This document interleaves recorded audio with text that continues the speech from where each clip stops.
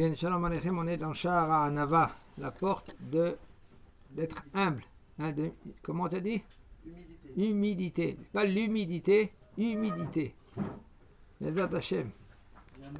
Le Anava, le Rav il nous dit Veyesh od Anava tova yoter. Maintenant il nous a parlé de Anava en premier, d'être humble. Il nous a parlé le Rav comme un homme lui. Il faut courir pour la Anava. Regardez comme Bet Hillel. Bet Hillel, la halakha était comme eux. C'est pas parce qu'ils étaient plus rachamim. La Gemara ne dit pas cela. Kevan shemayu anvetanim. Parce qu'ils étaient anav. Ça veut dire que, qu'est-ce que ça veut dire la halakha est comme eux? La halakha est comme eux, ça veut dire que eux, ils ont été dovek ba emet. Le emet, il sortait de la bouche. C'est pas que, faut pas se tromper. Shammai, Bet Shammai, aussi vous avez le emet. Mais yesh emet, mais yesh la emet la amita, comme là maintenant, Akadosh Baruch Hu, lui, il veut que la halakha, elle est. La halakha, même Bet Shammai, ils avaient raison. Faut pas se tromper. On parle des géants. Bet Shammai Renk, eux ils disaient selon comment ils ont compris la Torah, comment il faut comprendre aussi peut-être la Torah. Mais comment ils ont décidé en haut, Bet Shammai, comme des fois on va voir, c'est machloket entre Akadosh Baruch Hu et les anges. On peut dire que ça, comment c'est possible que la machloket entre Akadosh Baruch Hu et les anges? C'est délicat de dire une chose pareille. Quoi, Akadosh Baruch Hu n'a machloket avec les anges? Comment c'est possible qu'Akadosh Baruch Hu lui dit Nitzruni banai, Nitzruni banai? Ils m'ont gagné mes enfants, ils m'ont gagné mes enfants. Qu'est-ce qu'on fait? On fait des fois la guerre contre Akadosh Baruch Hu. Qu'est-ce que ça veut dire? Ils nous ont gagné. Mes enfants, ils m'ont gagné. Ah, mais ça veut dire que les Chachamim, ils ont gagné à Akadosh Baruch Hu.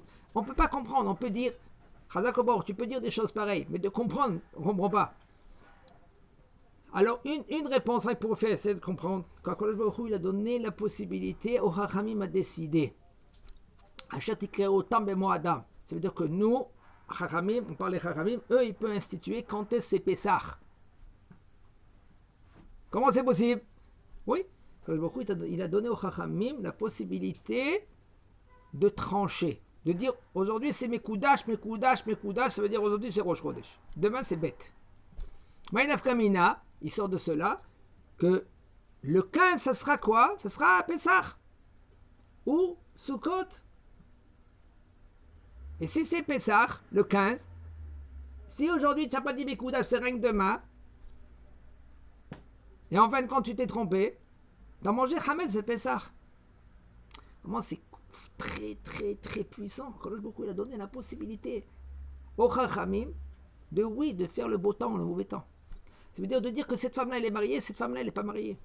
De dire que ces enfants-là ils sont mamzerim, ces enfants ils sont pas même mamzerim. Les Chachamim, ils ont des forces énormes. Comme ça, la Gemara a dit dans Sota Pezaïn. Elle dit là-bas que la Kadosh Baruch Hu, il a donné la force des Chachamim être au cœur de la Torah, de déraciner. Mais là, les Chachamim ne vont pas utiliser. Pourquoi? Ils ne vont pas utiliser pour pas qu'un homme simple, il peut dire, ah c'est bon, moi aussi je vais faire pareil. Mais tu n'es pas Chacham comme le Bet Shammai et Bet Hillel, toi. Quoi, j'ai pas une barbe? J'ai une barbe. On peut se tromper. Comme on a vu dans Betsa. Comment elle dit la Gemara dans Betsa? La Gemara dans Betsa, elle dit, le Bedim, ils ne vont pas se tromper. Mais les gens, ils peuvent se tromper. L'année dernière, la Betsa, elle était Mouteret. Et cette année, maintenant, le Bet Amikdash, il est construit. Les gens, ils vont dire, alors, la Betsa aussi, là aussi, elle sera aussi Mouteret comme l'année dernière. Mais l'année dernière, il n'y avait pas le Bet Amikdash. Aujourd'hui, il y a le Bet Amikdash. Alors la Gemara, qu'est-ce qu'elle a répondu là-bas? La Gemara, elle a répondu, quand c'est le Beddin, ils ne vont pas se tromper. Mais quand c'est des gens, oui, ils peuvent se tromper. Beddin, on parle de Beddin Agadol. Oui, mais ils ont des barbes, ils ont des chapeaux, ils sont religieux, tout ce que tu veux, on peut se tromper dans la vie. Alors il nous dit le Rav, il nous éclaircit comment il y a des sortes de Hanava, comment nous on doit courir à chercher la Hanava, d'être humble. C'est pas évident, c'est pas facile. Mais c'est raison. Mais j'ai tous les arguments qu'il faut dans le monde. Je peux sauver le monde. On vient avec des expressions pareilles. Il dit le Rav, יש עוד ענווה טובה מאוד, שיקנה לפני תלמידיו ויפרש להם כל סתום לגדול לפי גודלו ולקטן לפי קוטנו, ויפרש ויחזור ויפרש בספר בנים יפות, עד שיבינו. Très, très difficile. On voit des fois. En premier, je vais expliquer qu'est-ce que veut dire le Rav. Qu'est-ce que ça veut dire une anava? Un anava, quelqu'un qui est humble, encore plus que cela. Regardez Rabbi Pereda. Il avait un élève. Nous, on aurait dit, comme on aurait dit, troche. Ça veut dire troche. Il est sourd. Ou il ne comprend rien. Il est barminan, il est bouché. On peut dire un Shemishmor. Quoi, tu es bouché? Une fois, j'étais dans un Beth Knesset. J'étudiais dans les Zrat Nashim. J'ai vu un papa, comment il parlait avec son fils. Moi, j'avais honte de ce papa. Mais on peut être comme lui. Il a crié, il a dit, tu crois que j'ai le temps à perdre? Tu comprends pas? Tu me fais la honte? À la place d'un enfant, j'aurais dit à ce papa-là, je ne vais pas étudier à la place d'un enfant. Comment on utilise? Quels mots qu'on utilise? On peut traumatiser un enfant à cause des mots, ces mots-là. Rabbi Pereda, il avait un élève. Et lui, il était obligé de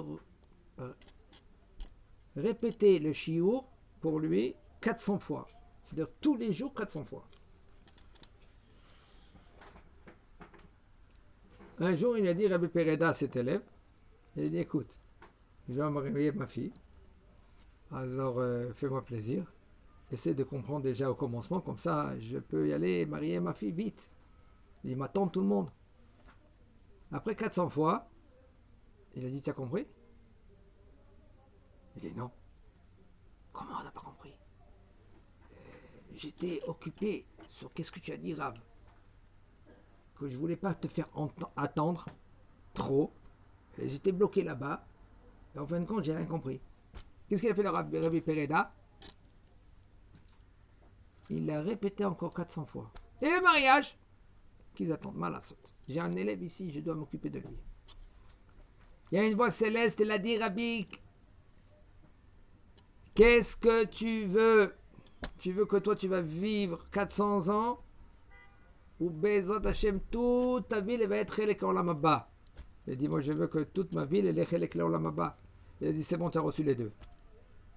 Rabbi Pereda, il a été, okay, pendant 400 ans, il a vécu. Et toute la vie, ils ont eu Chelek Olam Haba. Il nous dit, le Rav, qu'est-ce que ça veut dire d'être anav? Qu'est-ce que ça veut dire d'être humble?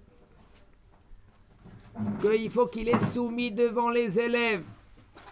Être soumis devant les élèves, c'est très, très, très délicat. Parce que des fois, tu répètes. C'est à gérer parce que des fois, lui, il n'a pas compris. Et tu peux prendre ce qu'il dit le Rav. Regardez. Je vais traduire les mots et après on va expliquer de quoi il s'agit, quelles sont les conséquences qui peuvent arriver. Que lui, qu'il faut qu'il est soumis devant les élèves et il leur apprend, il leur explique tout ce qu'ils ne comprennent pas, tout ce qui est caché. Pour le grand, comme sa grandeur. Pour le petit, comme il est petit. Veifaresh, veiyarzor, et après tu dois répéter et expliquer encore une autre fois, besever panim yafot, avec grâce, belle, avec sourire, jusqu'il va comprendre l'élève. Il n'a pas compris, tu dois répéter. Bon, mais il nous dit le Rav, velo yomar echashiv alav ad sheyavin, alo libo kashe kaevet. Comment maintenant je peux lui répondre encore une autre fois, mais son cœur il est fermé comme une pierre. Il est bloqué le bonhomme. Donc, tu vas expliquer la chose de manière différente. Tu vas répéter. Des fois tu vas ouvrir, tu vas essayer de taper par cette porte-là. Il ne répond pas, tu vas sortir de l'autre porte. Il ne répond pas, il ne comprend pas, ça veut dire tu vas sur notre porte. Tu essaies de lui expliquer. Il n'a pas compris comme ça. Savlanout. Faire attention aussi comment tu parles. Même un papa avec ses enfants. C'est vrai, des fois, 10 fois, le papa, il a répété. Et après 10 fois, le papa, il est épuisé. Et 10 fois, des mots, il lui sortent de sa bouche. Dis-moi combien de temps tu me perds mon temps. Ça, c'est un mot qu'il ne faut pas dire à l'enfant. Mais tu es bouché, Chaval Alazman, comment tu es bouché, tu comprends rien. Comment moi j'étais quand j'étais jeune. C'est des mots qu'on ne dit pas à l'enfant. C'est-à-dire, tu as raison, je comprends que toi aussi, tu n'as pas le temps à perdre. L'enfant, des fois, il est bloqué. Il y a un lien de kéché verikous. Des fois, il est intelligent, l'enfant. Mais dès que tu dis un mot, il s'envole. Qu'est-ce que tu vas faire? L'enfant, il a été... Alors maintenant, qu'est-ce que tu as gagné maintenant? Quand l'enfant, lui, il n'est pas avec toi. Et quand toi, tu vas rajouter maintenant, mais tu es bouché, ça veut dire que quand il va grandir, il sera obligé d'aller chez un psychologue. Alors, il y en a qui s'y font, ils prennent, alors aujourd'hui, ils ont trouvé une solution, ils prennent Ritaline. Hop, tac, il lui met un petit cachet Ritaline, au moins qu'il est focus, il a le focus. Chacun avec ses remèdes. Mais le Rabbi nous dit, voilà, c'est ça l'histoire qu'il nous dit le Rabbi. Déjà, tu as vu maintenant le salaire de Rabbi Pereda. Chez Chazal la Talmid, que lui, qu'il a Baruch Hashem, il a répété 400 fois. Yoel. Veyesh od anava. Il y a encore une autre sorte de anava d'être humble. ללמוד לפני הקטנים ולדרוש מהם מה שנעלם ממנו. ולא יאמר איך ילמד לפני זה ואיך אדרוש ממנו, הלא הוא קטן ממני. ועל זה נאמר מכל מלמדי השכלתי. Quelque chose d'extraordinaire. On voit la grandeur du bonhomme. Moi, une fois, j'ai connu un grand homme. Il s'appelle Rabbi Sasson Mizrahi Zatzal. Un grand Mekoubal. Quand je dis un grand Mekoubal, c'est des Mekoubalines qui sont cachés, qu'on ne les voit pas. Eux, jamais, il va dire que c'est un Mekoubal. Moi, Mekoubal. Et ça, c'était l'élève de Rabbi Udaptaya. À l'âge de 14 ans, Rabbi Udaptaya, il a dit, viens étudier avec moi. Rabbi Udaptaya, c'est un... C'est lui qui l'a... Il a sorti du Gehinam, Shabtai Tzvi. C'est celui-là qui s'est pris pour le Mashiach. Il a fait des massacres. 18 000 juifs, ils se sont convertis à l'islam à Gaza. Ils sont partis à Gaza. Et dans son livre, sur Ruchot Mesaprim, il raconte, il explique tous les problèmes qu'il y a eu. Grave. Et Rabbi Sasson Mizrahi, comment, quand il venait les gens pour prendre l'enfant qui lui coupe un peu des cheveux, il lui fait la halakha, même qu'il n'y a pas nous en minag. Vous savez, selon les séfarades, il n'y a pas un minag de couper les cheveux. Faire le troisième jour, le troisième après 3 ans, toi tu lui coupes les cheveux si tu veux, mais il n'y a pas ce minag, il n'y a pas de minag.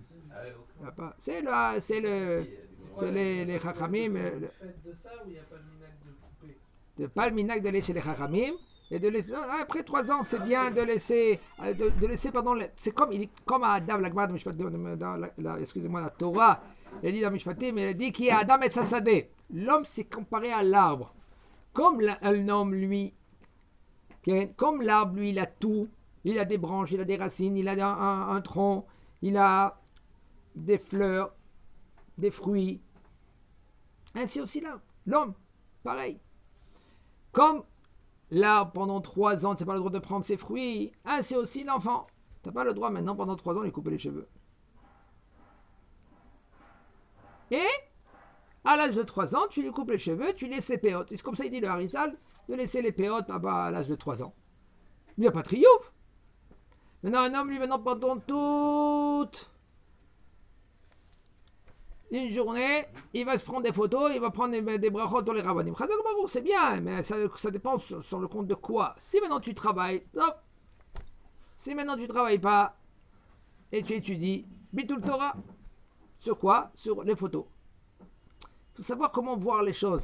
C'était marrant, parce qu'après ça va donner plus à l'enfant d'étudier, ça va... L'enfant, il a 3 ans, il sait rien du tout maintenant d'étudier. Justement, C'est toi, bien, tu prends des c'est, photos pour lui montrer ça. c'est des chez là dans les chez les chachamim. Comment on doit être mitnaeg. J'ai pas dit que c'est assour. On parle de anaga. Comment on doit être mitnaeg. Il y en a, une fois, quelqu'un il est venu chez le Rav Ben Sion, il a dit Rav, coupe-lui les cheveux. Et il a dit c'est pas notre minag. Mais tout le Torah. Écoutez, on n'est pas là-bas. Celui-là que lui, il veut continuer, si par exemple la femme elle veut. Non, je veux que tu emmènes l'enfant chez tous les rabbinim qui bénissent, ils font la brachot sur les rabbinim. Si maintenant, toi tu dois étudier pendant toute ta journée, et si tu veux parler avec ton rab, que le rab il lui parle par téléphone, et il a calme, si elle s'est calmée gentiment, ça va. Si non, elle va faire même un seouda, reste tranquille, tu n'as pas le choix, fais. C'est pas, mais on parle de maintenant comment on doit voir les choses. Un jour de travail. Le boss, il dit, écoute, tu es obligé d'être dans le travail. Non, mais il y a ma femme avec toute ma famille, tout cela. Écoute, tu viens pas aujourd'hui, je perds une recette, peut-être tu seras licencié, tout cela. Il faut mettre dans une balance. Minag, c'est ton minag, c'est pas ton minag. De quelle sorte de minag que c'est faut pas dire tout de suite non ou tout de suite oui. Faut gérer avec les rabbanim, avec les gdolim, comment gérer, comment voir les choses. Est-ce que ce minag, c'est qui minag que oui, il faut y aller jusqu'au bout avec, parce que ça peut te protéger. Il y a des choses comme ça. Pas de couper un minag. Ah, tous les minagim, on va annuler. Non, doucement, ça c'est à gérer avec les chachamim. Alors il nous dit le Rav, comment maintenant le Rav Rabbi Sasson Mizrahi Zatzal, il venait, on lui emmenait un enfant, il se rabaissait vers lui, il prenait les ciseaux, il dit, mais non mon fils, qu'est-ce que je vais te faire avant, ça veut dire qu'il commençait à le préparer. Qu'est-ce que je vais te faire? Je vais te couper un peu de tes cheveux. Et ça, c'est gentil, tu sais, pour un peu de ça Hachem, tu vas grandir dans la Torah. Il parle avec lui. Pourquoi tu parles? Pourquoi on coupe les cheveux? Qu'est-ce que tu perds le temps, Rav? Il prend tout en considération. L'enfant, il peut être traumatisé. Pendant 3 ans, il grandit avec ses cheveux. Et tout d'un coup, toi, tu veux lui passer la tondeuse. Tu sais qu'est-ce que c'est une tondeuse sur la tête de l'enfant? À l'âge de 3 ans, ils ne savent pas les gens. Bon, il a oublié après 3 ans, c'est vrai, il peut oublier, mais il peut être traumatisé. Il ne sait pas d'où ça vient après, c'est parce qu'il est traumatisé. Gentiment, tu prends les cheveux. Qu'est-ce que tu me permets? Je peux te couper un peu de ses cheveux? Tu me permets? L'enfant, il dit oui. Alors, il lui coupe un peu de cheveux. Un tout petit peu, d'accord? Il faut être sensible au prochain. Tu vas apprendre maintenant des petits, tu peux maintenant sortir même des drachot, des halachot, de comprendre. Pourquoi? Il y a même des choses que tu sais même pas, que tu peux savoir, qu'Akadosh Baruch Hu, lui, il est dans l'infini. Il est même dans la bouche des tinokot. Il est dans la bouche des tinokot. Depuis à partir de... Le temple, il a été détruit. Dit la Gemara, la prophétie, elle a été donnée au Tinokot et au Chachamim. Au fou aussi. Comment les Tinokot? On a gagné comme ça. Qui c'est qu'on a gagné comme ça? Vous savez qui c'est qu'on a gagné? Rabbi Meir Balanes. Son père, qui c'est Rabbi Meir Balanes? Hein? Qui c'est le père de Rabbi Meir Balanes? Néron César, comme ça la Gemara de Gittin nous zain. Elle dit c'est Néron César. Et avant de venir, on l'a envoyé de conquérir Jérusalem. Il a envoyé une flèche. Il a dit attendez. Je vais en premier faire des petits magiques pour voir si vraiment je peux conquérir. C'est pas évident de conquérir Jérusalem. Il savait que c'était des guerriers Jérusalem. Avec les Hashmonaïm, il savait. Ils étaient 3000 personnes avec des millions. Et là il a dit bon, il a envoyé une flèche. La flèche, il envoie la balle, la flèche, elle y va vers Jérusalem. Il lâche la flèche par là, vers Jérusalem. En l'air, vers Jérusalem. Je comprends pas. Qu'est-ce qui se passe là? Donc, il s'est déguisé, il n'est pas rentré en Jérusalem. Et il a dit Il a emmené un enfant, il voit, il dit, dis-moi, donne-moi ton pasouk. Dis-moi ton pasouk. Il a dit son pasouk. Il a dit à Kadosh Baruch Hu, il va se venger de Édom. Il va se venger de Édom. Il prend un enfant. Il dit, dis-moi ton pasouk, qu'est-ce que tu as étudié au Talmud Torah. Il a donné un autre pasouk un peu qui ressemble à cela. Il a dit, j'ai compris maintenant. Qu'est-ce qu'il veut, le roi des rois? Il veut se venger contre Jérusalem et s'essuyer son épée avec... essuyer mon épée avec sa glima. Glima, ça veut dire c'est sa cape. Ça veut dire qu'il utilise Néron César pour se venger contre Jérusalem. Et après, qu'est-ce qu'il va lui faire? Il va lui donner, comme on dit chez nous, il va le défoncer une tréha à Néron César. Il dit, c'est ça? Si c'est ça, Nafak, elle dit la Gemara dans le Guité, Nafak veyatsamine Rabbi Meir Balanes. Il est sorti d'Gaïer, il s'est converti, est sorti de lui Rabbi Meir Balanes. Néron César, on voit comment il était humble. Il apprend de qui? D'un enfant. Un enfant, il lui dit, tu sais qu'est-ce que j'ai étudié dans ta Torah aujourd'hui? Quand je me crois, il va se venger contre les Édoms, contre toi, il va te mettre en miettes. Quel rapport? D'un enfant? Oui, d'un enfant. Mikol melamedai iskalti. Comme Shlomo Melech, il a dit, Hatzel, t'es feignant, bouse. Qu'est-ce que tu fais? Lech el anemala. Va vers la fourmi. Et qu'est-ce que je fais quand je vais voir la fourmi? C'est pas un dessin animé quand même. Hein? Assis-toi devant la fourmi. Assis-toi. Observe-la. Qu'est-ce qu'elle fait la fourmi? Eh ben, qu'est-ce qu'elle fait? Elle prend un morceau de pain de là-bas, de 100 mètres, elle se fracasse la tête pour la tirer. Elle tire, elle y marche, elle y va. Toi, essaie de lui donner un petit coup comme ça. Tu l'emmènes de l'autre côté. Prends avec le morceau de pain, elle est accrochée vers le morceau de pain, mets-le de l'autre côté. Qu'est-ce qu'elle va faire? Ah ouais, elle va revenir vers le trou. Elle a un but. Quel est le but?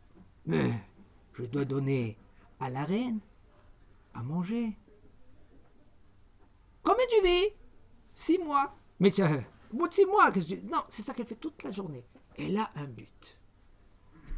Mikol melameda iskadi Shlomo Melech, il nous dit, même la petite fourmi, tu es feignant, tu n'as pas de but. Apprends maintenant de la fourmi. Tu vas te réveiller un peu. Peut-être elle va te réveiller, la petite fourmi. Comment elle? Moi, je fais 2 mètres presque. 1,90 m. La petite fourmi, elle va m'apprendre. Oui! Même un enfant. Et velo yomar, et un enfant, et un homme, il ne va pas se dire, Chelmad lifneze, vechedrosh mimeno, comment je vais apprendre de lui? Allô, Katan mimen, il est plus petit que moi.